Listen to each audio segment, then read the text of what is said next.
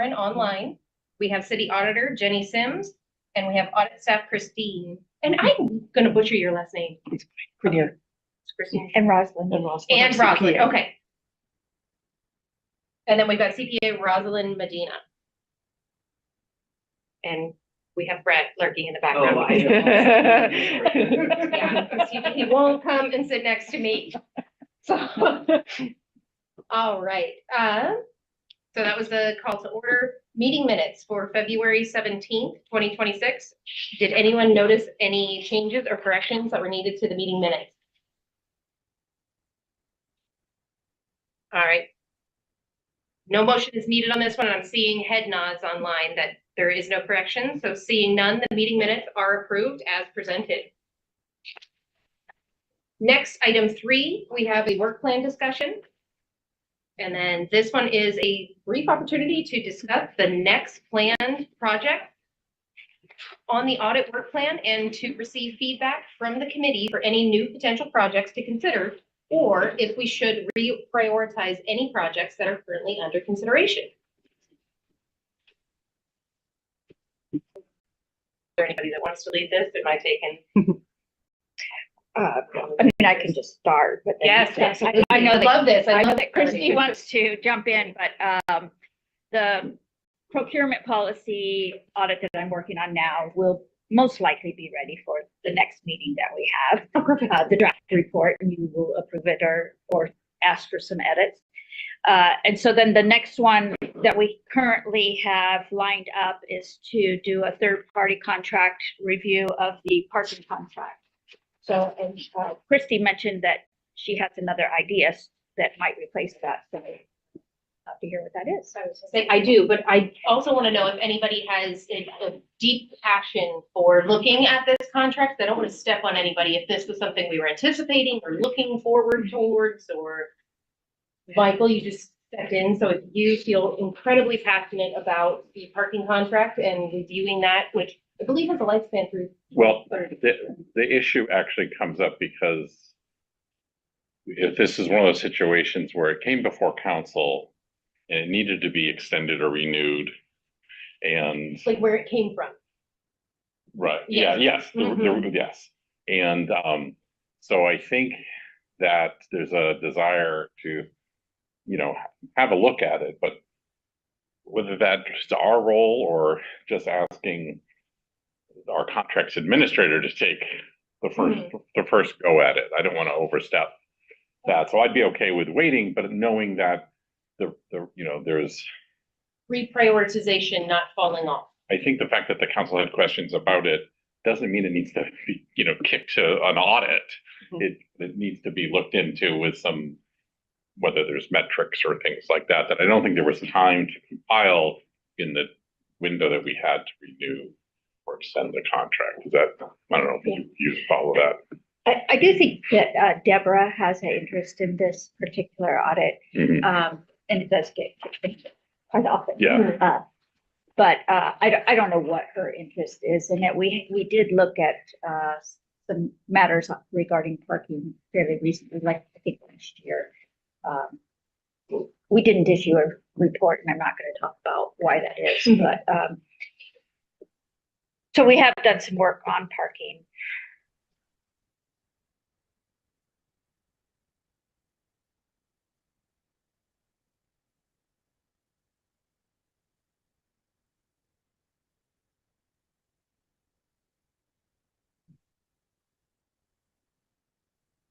That's a really good point, Marlon. Like, Well, I don't know if they changed the terms Yeah. of what they need to be doing. So if they change the terms, they will have been doing it for probably 6 months before we start looking at it. Yeah. It may be sufficient. The question is as Christy mentioned earlier, that this contract does have oversight by the contracts administrator. So, you know, how high of a priority should it be for audit? And I don't have the answer to that. There's, to my knowledge, there's no known issues, you know, that people are talking about that we really could go in and look at it. Yeah. I would agree with that. You know, every parking is always a hot issue for any city you know, if you can't find a spot, I was gonna say parking You have an enforcement, issue. parking times, parking availability, there's a lot. It's a, maybe it needs to be rescoped rather than looking whether they're following the terms of the contract. Maybe there's some particular data that you want looked at.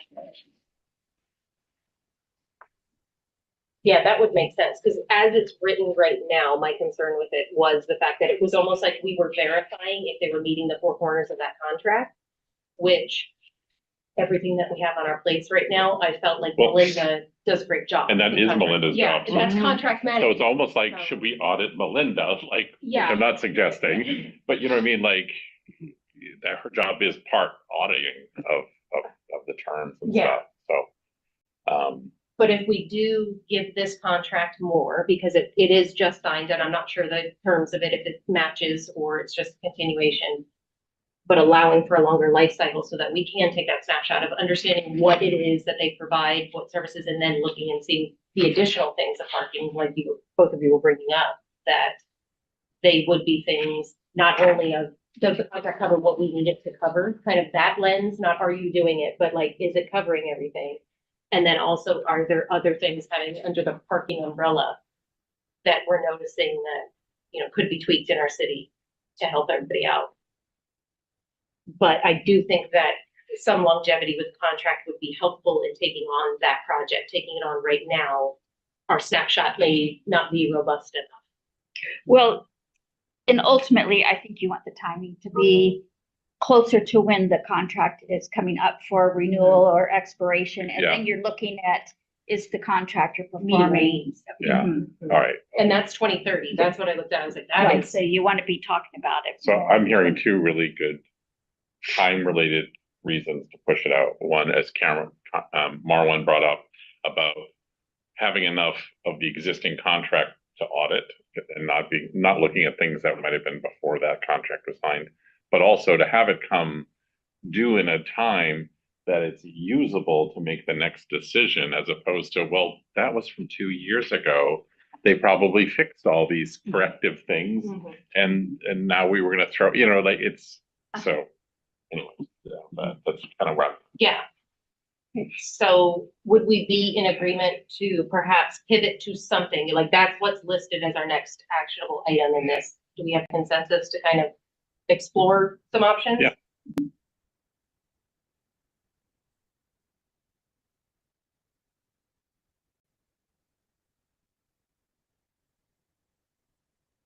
Yeah. Okay, I'm 100% good with that. yep. And I can, Christine, would you like to reach out to Deborah in that email, or do you want me to do that after this meeting? I'm happy to do that. Okay, perfect. Okay, so did anybody have any suggestions? I know that I do, but I'm wanting to hear from everybody, so.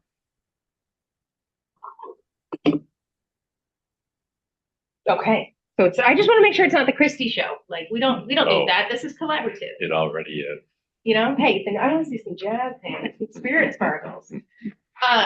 So in this, what I was looking at was the kind of calendar of events that we're going to have as a city in the next upcoming year through the scope of city council, both what's coming at us and what some of the things countywide, some rumors. A lot of it is things that are coming up on the ballots, be them in our like countywide or citywide. And that led me down a path of property taxes here in the city.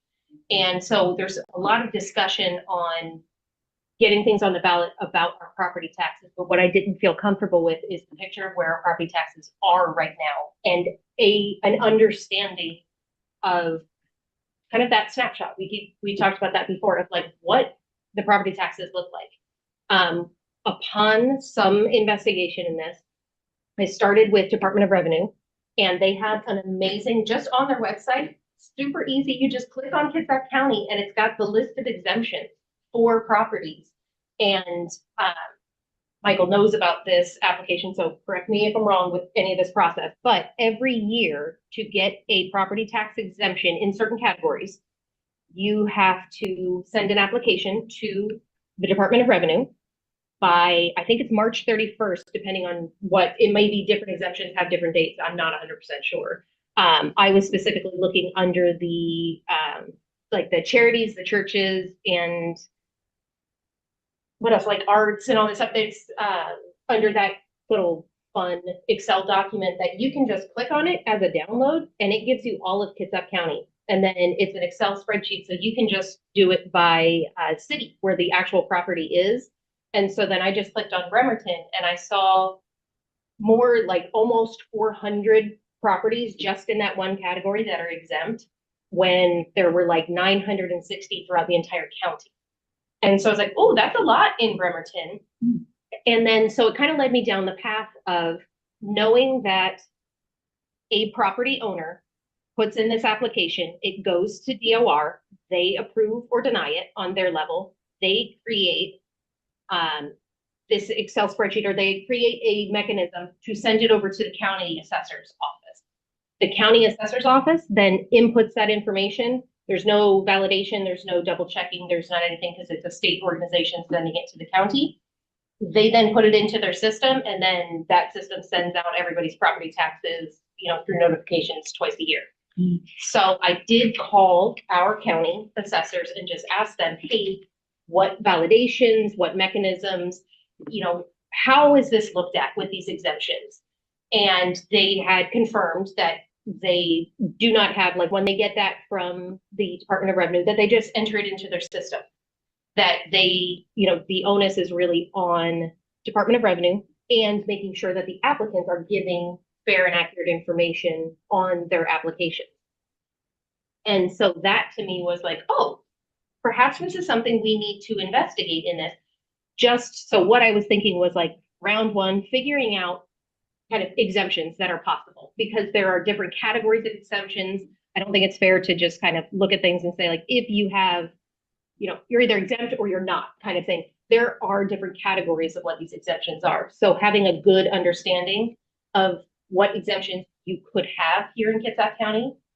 And then the second kind of tier of that afterwards would be, do we feel that these exemptions in the process that we have with this, where there is no oversight for Kitsap County, nor is there oversight here in the city of somebody looking at this, just doing a random spot check of, does it pass the sniff test kind of thing with some of these exemptions that we have completely randomized. And that's where, Jenny, you would come in, because there isn't any sort of possibility of bias with this.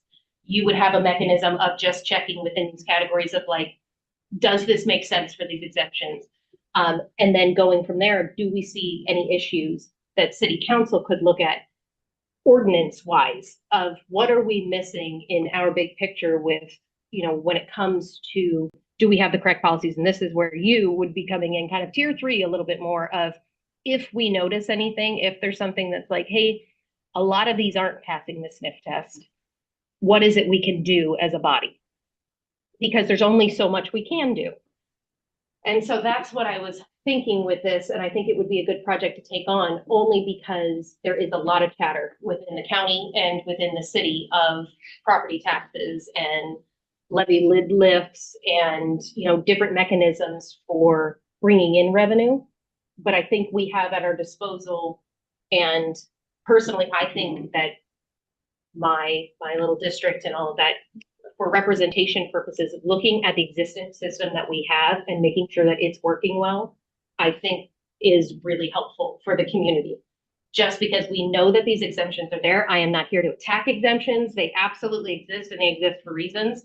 But if we're looking at the percentage that we have here in Bremerton, and the needle is very skewed, like it appears that Bremerton as a city has significantly more exemptions than other places, the why and what we would be looking at to that. So does anybody have any thoughts?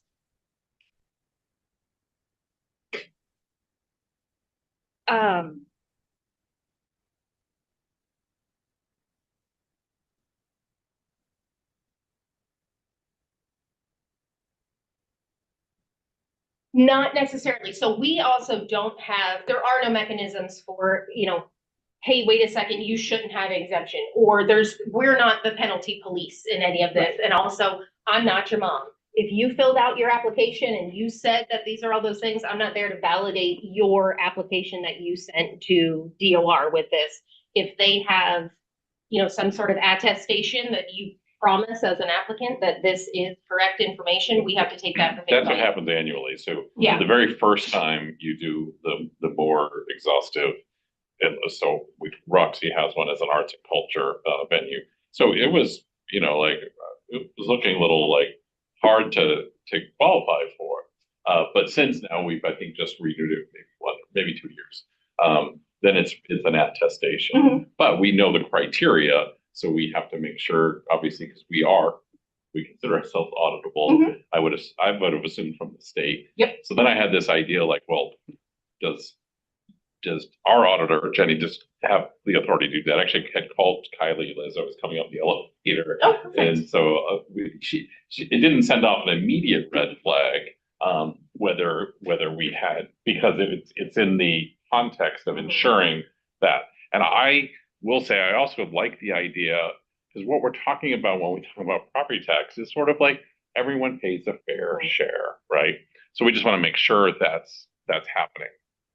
But I start to wonder if folks are going to comply with the auditor's office and things like that, so that the auditor could get data. Or I don't actually think that is all that necessary. I contacted Department of Revenue and asked them, based on the 300 and some odd applications that came in that were listed for City of Bremerton. So it doesn't necessarily mean it's within the city limits. I just wanted to look really quick. With a Bremerton address, there's 300 and some. I asked them if I did a public disclosure request for the applications based on, they have a number assigned to them on that. Is that feasible? And their answer was yes. And they're like, we would just need to craft a certain way. So then, So are we looking at the original application?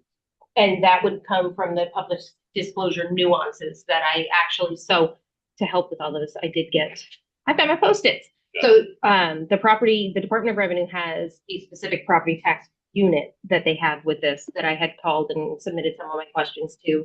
And then Kitsap County Assessor's Office actually has multiple people that work in there. And so they have multiple people that handle each of these exemption types, or they handle a couple of them.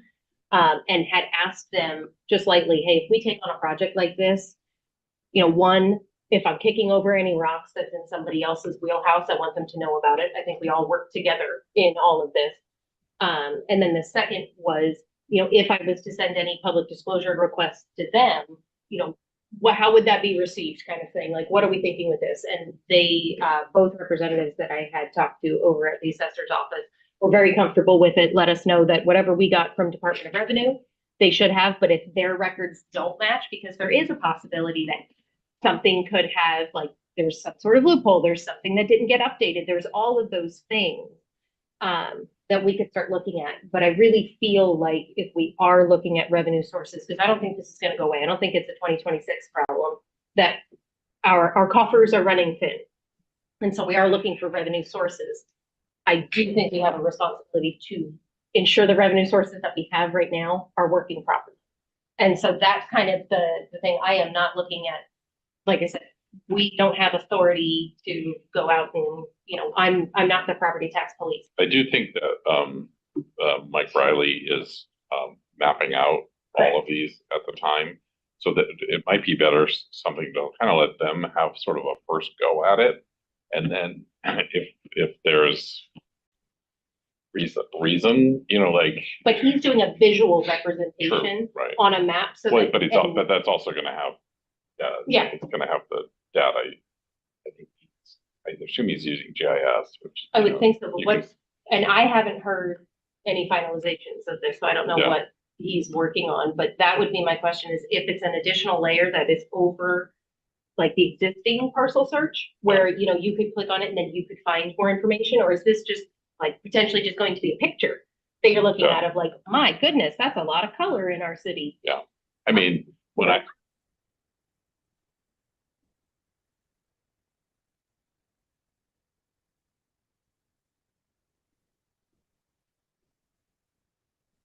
So in Google style searches, which I do not believe should be, but like just looking at where could problems be, one of the things that did come up in a category that I'm not loving looking at, but there is a senior and disabled exemption. And one of the things that came up as a possibility in those is somebody who owns the property but rents it out and qualifies for that property tax exemption and has done that because they own the property. However, they're not living in it, which isn't the spirit of what that exemption is. It's not for a landlord. And I'm not saying that we have this in the city. I didn't even pull up any data, but that was one of the things that, when I'm kind of noodling on stuff, I'm like, oh, I could see that would be a problem. If we have somebody who may qualify because the owner is of a certain age or has something, but they own multiple properties that they're not living in, and it still falls underneath that. So again, that's the kind of lens of fairness with this is these property taxes and these revenue sources really only work for a city when everybody is doing their fair share. And if you have an exemption, that is your fair share. You have qualified for that exemption. So I'm not looking at attacking exemptions. It's where these exemptions are being utilized in ways that I don't think was intended for the spirit of it.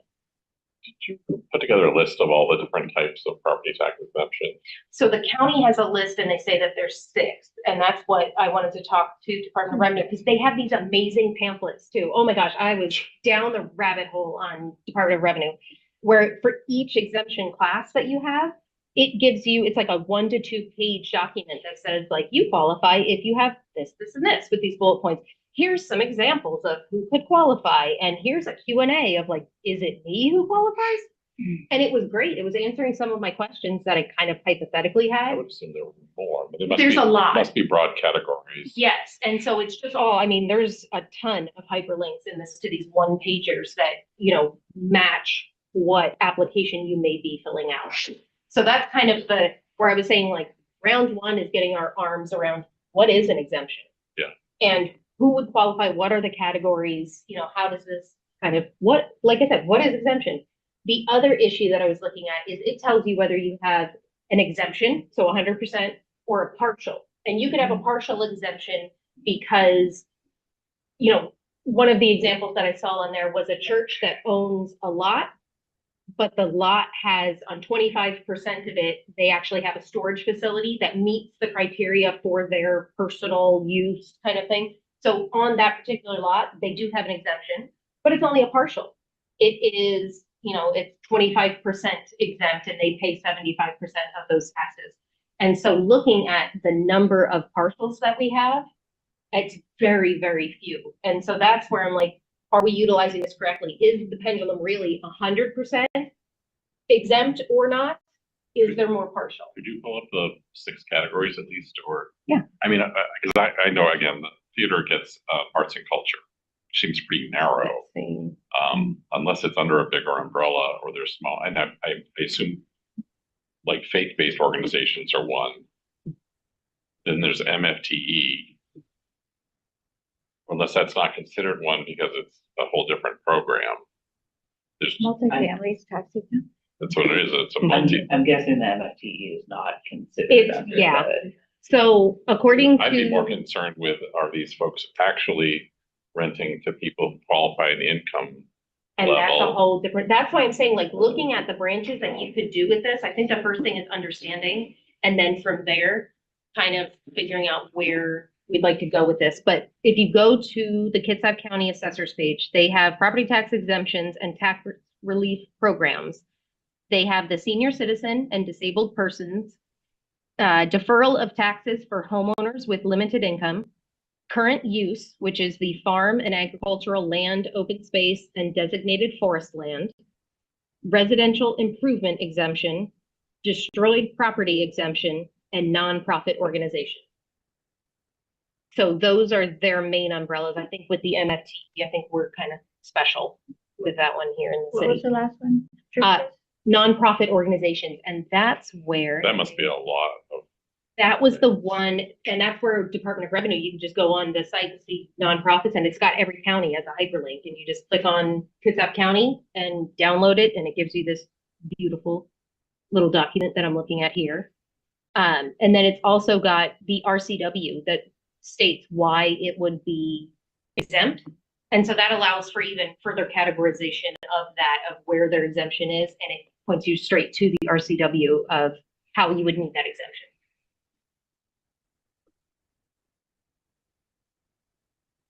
So did you say there was 300 and some out of 900? So let's check and see here, because I've got a bunch of 900. filters. That's when you download Kitsap County as a whole from Department of Revenue. And I'm So sure that's, Bremerton has 300 of the 900 exempt properties. yes.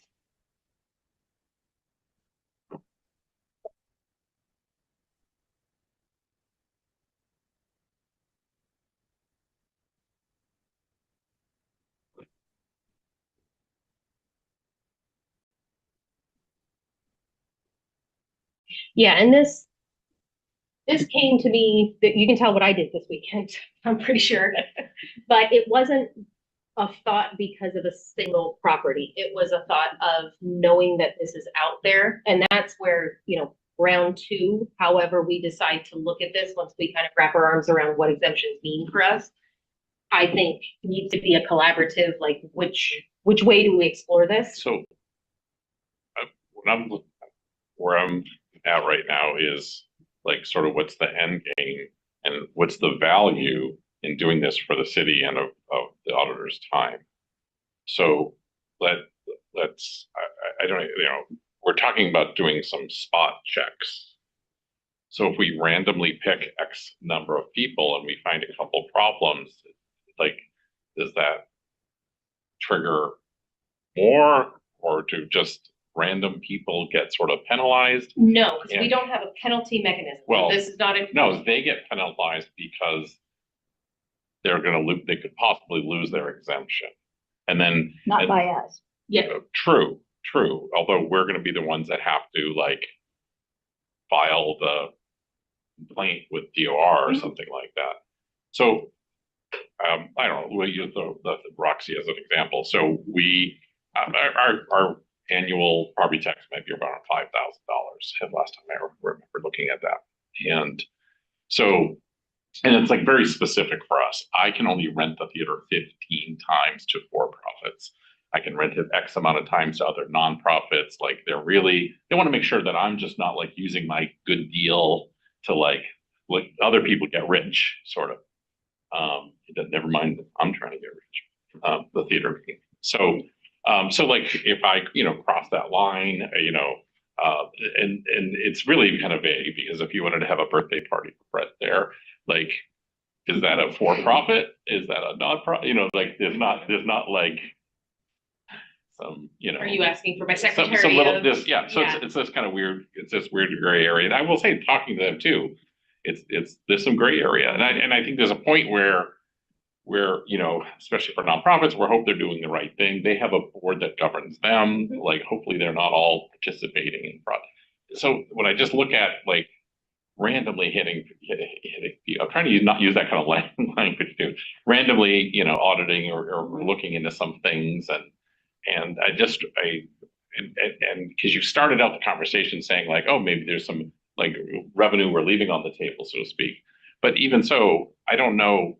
Somebody you might know, like, so if Roxy were to pay that $5,000, like the city doesn't get $5,000. The city gets a sliver of Yeah, that. well, they get the I think they set get- up proportions. Don't they, maybe Brett, but don't they, figure out what the expenses for the county are, or?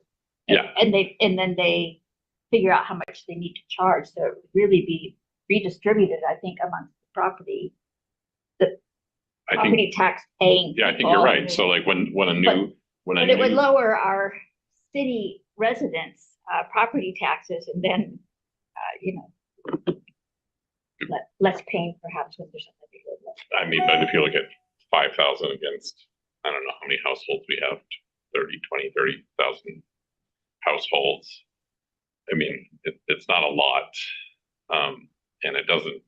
And it helps their burden, and technically we get a piece of that, as well. I just want to, I'm kind of just right now thinking about the value, and are we going to get the intended result, either because everything's great, or if things are bad, like what's the end game, sort of.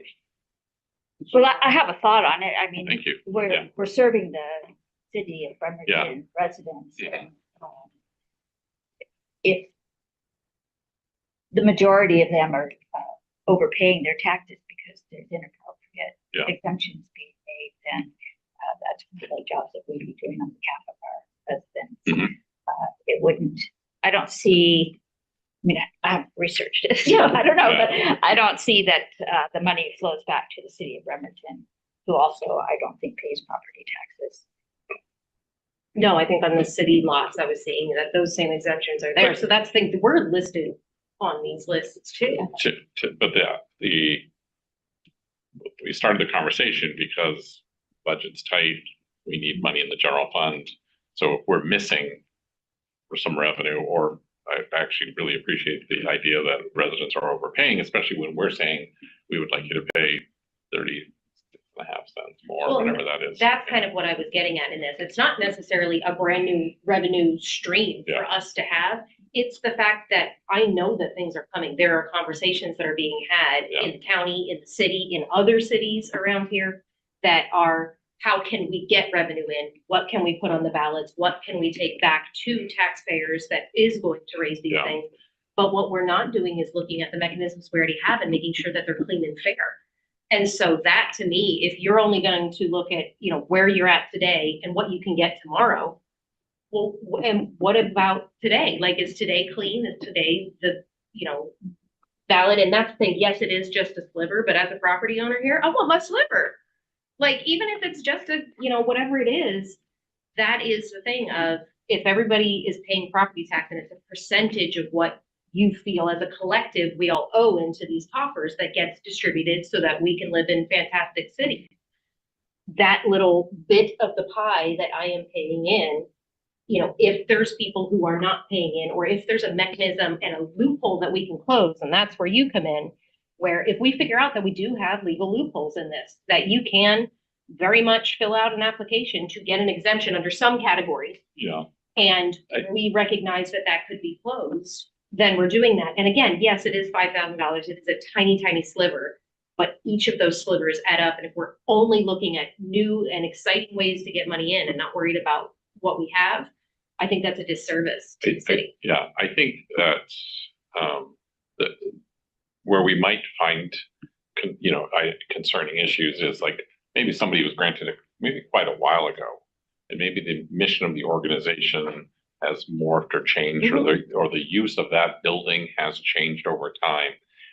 You know, I've got a social service background too, so you know, maybe I had a building that was originally where we saw clients, and I don't even know what the background's going to be. And now I'm realizing I probably should have not paid somewhere else, but we would, and then they, you know, they're like, oh, we're going to build a new clinic over there, and this is going to be our, I don't know, admin or our store or warehouse or something like that that maybe doesn't qualify, or I don't know, but I also don't know if does the work of the organization qualify it, or does the building? And that's where figuring out what the exemptions, like what it actually means. Yeah. Because that's the other thing is it's very easy to paint a map across and say like, well, all these people are exempt, and you're like, well, the exemptions happen for different reasons. Yeah. And so if we have a better understanding of what those reasons are, how you qualify, what that would mean, I think that we can have better conversations in the future as a body when it comes to city council. I'm definitely interested in looking. I'm not ready to put this on our list, but I'm definitely interested in looking what that looks like. I do think that this is something that I would want to run by the full council if we're going to like be going after, you know, nonprofits were granted something by the state. And not just on all of them. Well, I say that's the thing. It's exemptions as a whole, and that's why I want to have this conversation now, because I literally have no idea about these things. This doesn't come from a place of like. Can you give us some examples of nonprofits that get exemptions? That was just the easiest thing okay. on DOR that I was doing, because they just got it popped up, and it was like, oh, well, this information is just there in public. That's, you know. I guess maybe like the farmland or the forest land. And that would, I saw a bunch of them when you're looking at the county, because even the county one is on this nonprofit, but they just don't fall here in the city of Bremerton. So it was like, okay, those exist, but they may not be here. However, at this time, like the hypothetical conversations that you're having, these are absolute hypothetical conversations. We haven't uncovered anything. I haven't looked at anything. There's nobody that's like, hey, wait a second. It is just this nebulous, like, this seems like we could do a deep dive on this. And I kind of like being that new and green in it because there is no possibility of bias in this whatsoever. I have no idea. I've done no research. I just found this list and was like, oh, that's kind of neat. I wonder how this list came to be. How do we utilize this list? How does the city, like, what's the interconnectivity of this? And so found this out this weekend, made my calls on Monday, and here we are on Tuesday.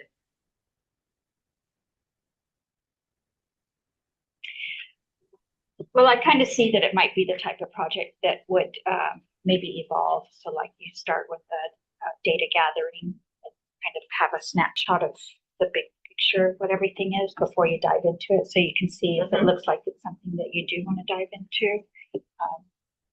Well, I think we're also lucky that we're on finance. So we can check in with Director Riley and figure out what his product's gonna look like. And maybe then that's something that you take a look at, or we could, hey, I mean, he's started mapping. I assume that means he's not making a map. Yeah, I'm not I mean, sure. usually there's a lot of data that goes into a mapping project. Marwan, do you have any other thoughts on this?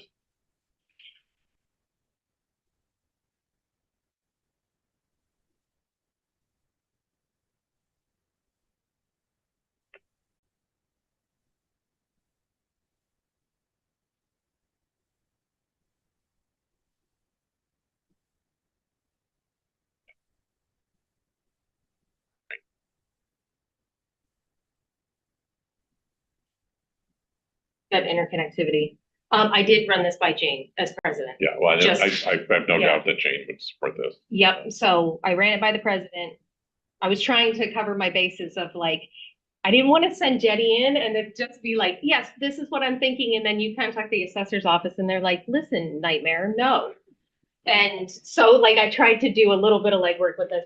And the way that I worded it is like, hey, if we're kicking over rocks and it is your wheelhouse, like thoughts, feelings, what are we thinking? What could be some roadblocks? And they were like, no, this sounds great. Let us know where we can help you. And then I just talked about some overarching, like if we needed data, public disclosure requests, how we feeling about this, and they were on board. So there wasn't, I didn't feel like there was any kind of pushback with it. And then I'm more comfortable with state agencies in the public disclosure process and all of that stuff. So I don't think if they're putting this kind of stuff on their website, I don't think they're going to have any issues when you ask for the basis of the information either. But they should be calling me back. Yeah, I do think that Mike Riley would be a good person to run past Yeah. first. Mhm. We did have another tax issue that was considered for audit, and ultimately it was on the work plan for quite some time, and ultimately they removed it. Do you remember, was it sales tax or excise tax? What do you get? We have a city sales tax. No, so. It's probably excise tax for properties that, like city rent. City rental, but like, the city allows others to use city properties. There's still excise tax on it. I think it. Well, we can see, yeah. Look I at figured it, this yeah. was like day one. Like I said, I was working on this afternoon or this weekend, made the calls yesterday to see like, what are we talking about? What's the scope? How big would this be? And then I'm just serving it up today. Rosalind, do you have thoughts on the project? I think that the idea of looking into the revenue that you have and making sure that what you're collecting is a sound thing to do when you're struggling with your finances. Like, well, I mean, we're struggling with our finances too, so we're doing the same type of thing. What I do think is something that you want to consider is this the biggest bang for your buck in all of the revenues that you have? Is there a more appropriate place to spend Jenny's time and energy because there may be bigger issues that are at play and that this is too small of a piece of the pie? I don't know that I really understand how big the issue really might be, but I don't think that it's a bad thing to look at. And those types of things where if it's not going well, if people are abusing the access to these exemptions, those kinds of stories make their way out and become pervasive, and people tell other people how to do it, and those sorts of issues can arise. So if you are thinking that you're seeing the issues grow beyond what most municipalities of your size or revenues look like, then that does speak to a potential risk that is, glaring. That makes perfect sense to look at that. So, and I don't disagree with Jenny's approach of going out and doing some fact gathering and understanding what the lens looks like in the local area. That seems like a sound practice to move forward. Yeah, I guess one other thought, just as you're talking, is I wonder if this belongs to the city or if this really belongs to more like the county or even the state. I kind of asked the same question, and basically is, well, the state's really not doing it. The county's not doing it. So we do the first yeah, step in so it, but then that brings up a great point, because I would love to know if any other municipality has taken on a project like this, and done that. But I kind of wanted to just, I think Rosalind more eloquently said, when she was talking about biggest bang for the buck and things like that, that's definitely, when I say value, I want to make sure that is, but I really appreciate it about, is this,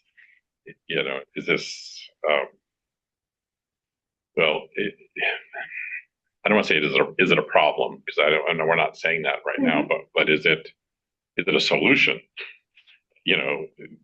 As we talk about budget issues looming and things like that, is this a potential solution, or is there a better use of time to help remedy it? And I don't have an answer on that. And that might be the conversation we have with Mike of, this is what we're thinking, because he knows our revenue streams better. And if he's like, this is only this percentage of it. However, if we feel that there's something else that's out there that is a higher percentage, and we could kind of deep dive into that, absolutely. So, well, I think property tax, we looked at revenues once, it's been a while, but I think property tax is a significant piece of our revenue. Yeah. But again, I'm not sure that this It's almost half of your general fund budget that I'm looking at online. I mean, like 2025 budgeted revenues was $39 million. 32.9 was non-departmental taxes, which is where I'm assuming that falls into, but I don't know how much of that is property taxes. It doesn't break out property versus other types of sales tax or what have you. Oh, another thing that Rosalind made me think of, and I don't know if you exactly said this, but I'd also be curious as to, it's a little apples and oranges, but like the city of Bremerton has X amount of dollars in exempt properties or numbers, and are we proportionately higher or lower? That kind of look, like, does it, looking at it as a whole first to see if especially when it's like, oh, the nonprofits start to like make sure, something to keep saying nonprofits, the tax exempt folks, are maybe, coaching people on how to get it, and it's become this thing. So there may be some way to look very high level and say, yeah, for some reason, or maybe we find, we're so much lower than, per capita Pierce County and, or something like that, that it's maybe not an issue. Yeah, and I'm looking through, because our county assessor puts out that the assessments and taxes payable in each year. And so I'm digging through that to see, because that's kind of what I was looking at with this when I was saying there was so many percentage of just the one table that we got. But you are exactly right of, in these exempt categories, yes, Bremerton has a very condensed population when we're looking at the county as a whole. But our per capita, if we're looking at these things, do we have more exemptions? Are we just always going to be behind the eight ball? Like that's the other part of this conversation. It's not even assuming that something's wrong, but if we just as a community have significantly more exemptions, it is what it is. Like the property tax revenues will never be. Quick math seems like we have about 20-25% of the population, and then we're looking at about a 33% of the nonprofits, or I'm sorry, the tax exempt. That's one properties. Category of the six. Oh, and I wanted to ask too, is that list of the 900 and the 3 something, is that actual like parcels, properties, or is that organizations who might? No, it's actual parcels. So it's got the county parcel number in it. It's got the legal description in it. And so you can see that a lot of these, like when you see a big chunk of information, it's all the same address, it's all the same thing. Just love that spreadsheet, don't you? I love spreadsheets. This is where I live. I live in spreadsheets. They make me happy. I like spreadsheets. Out of curiosity, how many of them are the city? That's what I was just looking at. And that's what kind of asterisk that I had to put on there is it's a Bremerton address. It Oh, doesn't yeah, necessarily mean it's Bremerton City. Shipyard. Oh, I actually meant city owned. Oh, those ones. Let's see. So this is just that nonprofit list. It was just the Oh, one. that's just, okay, Mhm. right, never mind. That's I was a just whole gonna say different the exempt. City owns a lot of parcels around here, Yeah. that could skew that pretty. No, pretty these high. ones, I But mean. that doesn't include city owned properties. And it doesn't include, because I also found out like PSE owns something right over here in my district. Like I was looking at parcels and just randomly picking big ones. And that's a tax exempt because it's the electric companies kind of thing. It's the utility exemption. And so there's different categories that aren't even on here that are all of these exempt properties. But it really is like if we have the picture, and like I said, just assuming, again, nobody's doing anything wrong, but if we just take for face value, we have this much property and this much of it is exempt, then those are the conversations that we're talking about when we're like, let's look at levy lists, let's look at these things. It doesn't necessarily, it's not going to have the impacts that we do. It's only going to impact these same folks over and over and over, the ones that are paying, the ones that are non-exempt. And that's something I think we need to be aware of.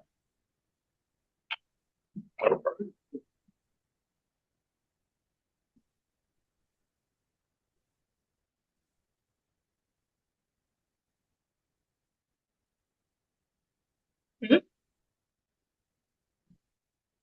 Yeah.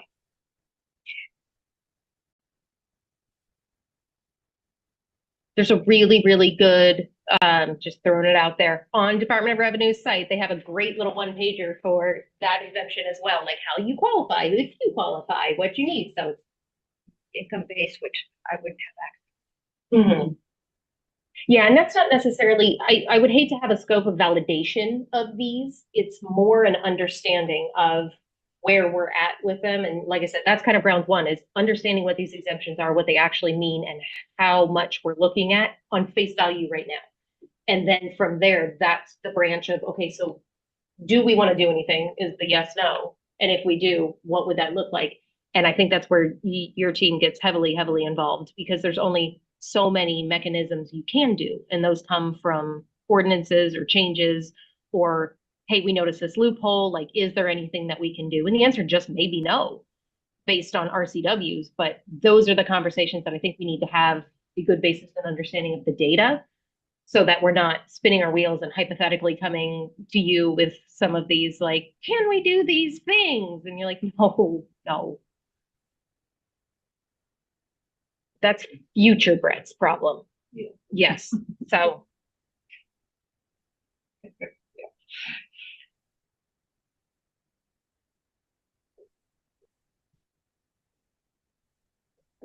Thoughts? Anything else? Did it spark something? Do we have something else? Well, I think that the committee will need to decide something, because if I finish my current project prior to our next meeting, or even as I'm wrapping it up, and I have to wait for someone to contact me back or something, that I'll need something to work on next. So I will need to just know what you want. How about your garden? I would think understanding exemptions as a whole and baseline where we're at today. Like with these, if we can get those numbers of, like I said, all the different exemptions that are possible. And I've only in this weekend dive that I've done, I know that there's holes. There's city properties that are there. They are a category. We do have to own that. There are, possible utilities things. The Navy has certain ones. So there's all these different categories that I know are exempt. And just getting that picture of these are all the possible categories of exemptions. And this is what we're seeing of these numbers, this percentage Yeah. is. I'm glad you brought that because that's what my next question was going to be, just where you're at with workload, which then I thought, oh, maybe she just needs to take some vacation. I'm doing that too. Good. Because anyways, that's why Dad turned your 90. garden came out so fast. But so yeah, about like how soon do you think you might like are you wrapping up imminently or in like a couple of weeks or with? No, it will be,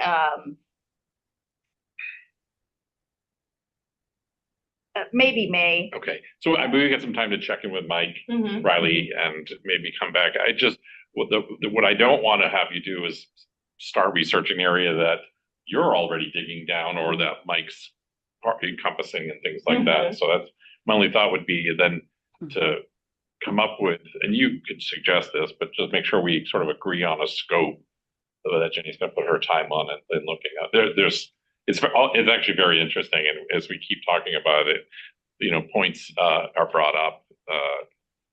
Yeah, I where would we- say, so if she's gonna finish this in May and our next meeting is mid-June, then there does need to be some sort of work product that you would be looking for in this, that kind of May to our next meeting in June that we'd be able to. And I just, to me, this data is just so interesting because when Marwan brought up like equity issues and things, so, maybe we would have more exempt mhm, properties because there's a need for those property, the purpose of those properties is a higher need here. So it'd be interesting to look at, the data around the parcel and the type of exemption, and then maybe somehow compared to per capita or to,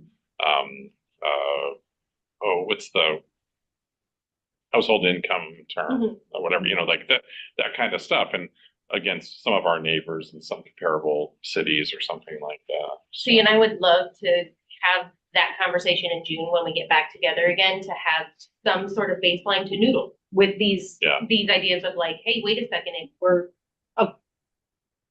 There may be a need before June though to, and that's what I'm saying, if we could just, directionally, if we as a body all, are on the same page with this, if Jenny is looking at what sort of exemptions are out there as a whole that you can qualify for here in Kitsap County, not statewide, but just our folks here.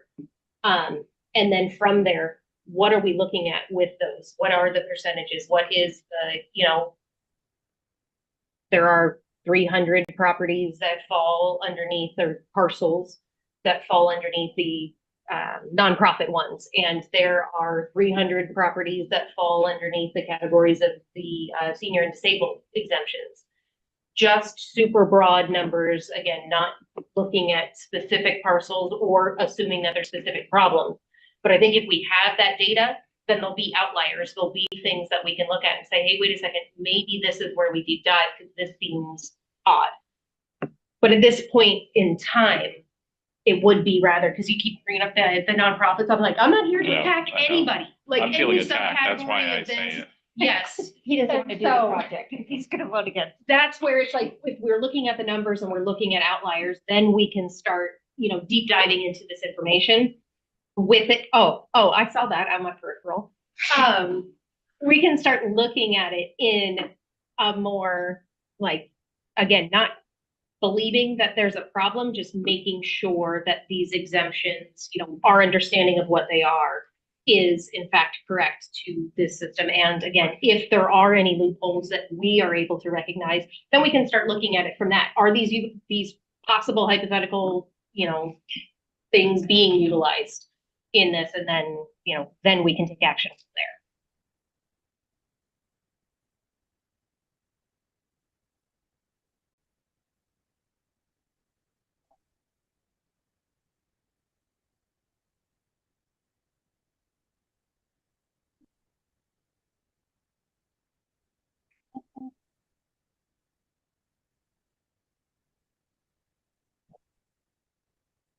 I second that. That was a beautiful summary. Do you want to kind of do Deborah maybe, or do a call with Deborah? And then Christy, if you could, give me feedback after you talk to finance, just so I know. Yes, and we've got finance committee coming up on. Today? No, it's It's like 2 weeks from now. 2 weeks and I'm not. gonna be there. Oh, but I will this time, so I'll represent for us. Oh, it's Cinco de Mayo. Oh, So wait, that's finance meeting? that's the first Tuesday, isn't it? Oh, no, that's public safety. Public safety, where, I think fourth Tuesday. Oh, so then we've got one after this, yeah, so that'll be the 28th. If it's the fourth Tuesday, so we definitely have one coming up. I will run this by Mike, but I'll also send him an email and just CC everybody on that of saying, hey, we had this discussion. This is what we're thinking. Just big think tank. What's your thoughts? To Mike. That way, Can she CC Please everyone? don't CC it. don't CC, don't do that. No, there's No, you can CC, Oh, you can Gotcha. CC me. Yeah, thank you for that. just. This is why you need the clicker. When I go out and you need the clicker. Oh, I'm gonna get one. The clicker, I told him he needs a clicker when I get out of my life. Okay, so I will send Mike an email and then I will just send one email and then I will send one email to you to let you know what Mike's. Okay, or you can copy me on. Okay, perfect. That's allowable, so that's okay. Sounds good.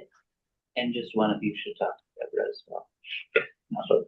I was gonna say, you're sending the email to her about this. Do you want to put that in that email, Christine?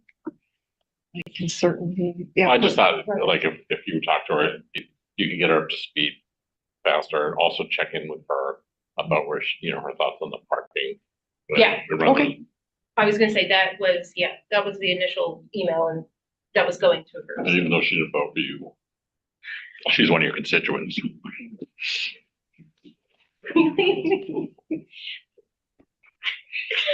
You get the clicker now. So, So I didn't talk about, we done talking about the. Yes, I hope yes, so. and I was gonna say, I think the summary that Marwan gave is amazing Spot on. and I did see, I get emails from, the King County Auditor's Office, just like once quarterly about things that they're working on and this is what we found, but, I think that they either recently did or they have it coming up. They look at the, utilization of, maybe it's county owned. It might have been from city of Seattle, I'm not sure, but it doesn't matter. But it's utilization of city owned properties. So they're looking at office space and I was just gonna say, Rosalind just sent a message saying she was logging off. but Oh, she's already gone. Okay. but it's utilization of their space. Hmm. And anyway, I didn't know if something like that would be of interest to the committee. What is that? I was gonna say, walk me through. Yeah, Oh, well, I didn't really look at what they're doing, but I'm just picturing that they're, trying to say, okay, we've got to cut our budget and, what do we have and what do we need? Do we have a lot of empty space that's underutilized? Sure. Do we have properties? And, I just Create know an that. inventory. because I know there's So a, like, go ahead. oh, sorry, not No, to go ahead. interrupt everybody. Please. Just a little insight on that. If it was from King County, it possibly is also related to their return to office mandates that they have for all the county employees. And I think there was concern that there was lack of space post-COVID for all of those employees to return to. So they could also be related. And then on another thing, fairly recently, we had a conversation, well, this is something that I think always exists, but we have like this formula of space based on number of employees. So, we might find, I don't know, I'll just make something up, but like the, sewer department has so much space per person or something like that, that we're gonna move the auditor's office over there. That, The sewer, that- so, yeah. that, but Like a little bit though, it's like, are we using the spaces by, or, I don't know, maybe this becomes the next fire department bunk room. We don't really need this room. Well, Anyways, yeah, it's kind of interesting, so. Or the space where, is it the engineers that used to be over next to where SOG was? And Yes, I think it's now being used for storage. right. Yeah, it's kind of in the neighborhood too. much better than the sewer we're sending you to apparently. You got that methane flame. Yeah. It's very cool. Yeah, I would think that that's something to keep on the radar too, just because, underutilized spaces here and city owned, I think that is always something to kind of think about. And now that I didn't realize the county was calling people back. Those are, King County. yes, King County, those free range chickens gotta come back in the coop. Like, ooh, it's gonna be a transition. Yeah. Mhm. I think there's a lot going on there. Yeah. So, woo, that was news. I was like, oh, I'm a free range chicken. That's why I'm like, wait a second. We could also, one of them, city or county's talking about buying the Dexter Horton building, or maybe they did pay for Oh, it. I don't know. So I don't know. Which building is that? Oh, it's downtown at Third and Cherry or Third and Third and, Marion, third and, Seneca. third and Seneca, I believe. Yeah, somewhere on the. Like big building. A little bit south. I never mind there. Yeah, and they're trying to figure out what to do with their old county administrative building that. There's talk of getting rid of that. Well, Anyway, I think that these are all valid things, and it's under the same scope that we've kind of talked about here, is that we know where we're at budget-wise with the city. Well, we kind of know. We're still gathering information, but making the best possible decisions we can, I think it really relies on making sure we understand where we're at today. And so that current temperature reading of things, and then the same thing like you're talking about, these creative solutions of underutilized properties, all of this stuff, I think are, as an audit committee, these are kind of our duties to make sure what is existing is being utilized in the best possible ways, because outside of this room, some of the thoughts and those future projections are how can we do more? But ensuring we're doing the best with what we have, I think would be a really good utilization of our time in all these different ways. So that's why when you have a weekend that you feel like diving on the internet, come forward.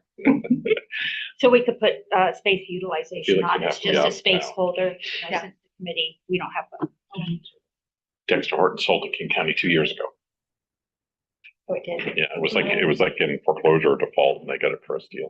Oh, we should get it, It's hard to redo those old buildings.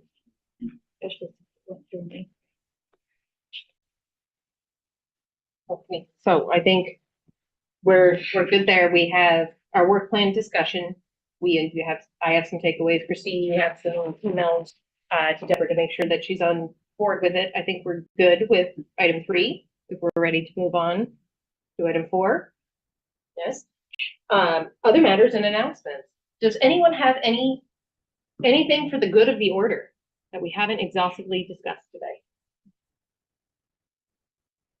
Seeing a lot of head shaking, no, we will go to the next audit committee chair report to the city council will be during the April 22nd study session. So we will go ahead and kind of give everybody the overview of what we discussed today. And I am going to make sure that everybody knows that their input and thoughts on this are very much welcome to us, so that we can kind of go forth as a whole, as a unit. The next scheduled meeting is going to be on Tuesday, June 9th. And if anybody, any last statements, anything?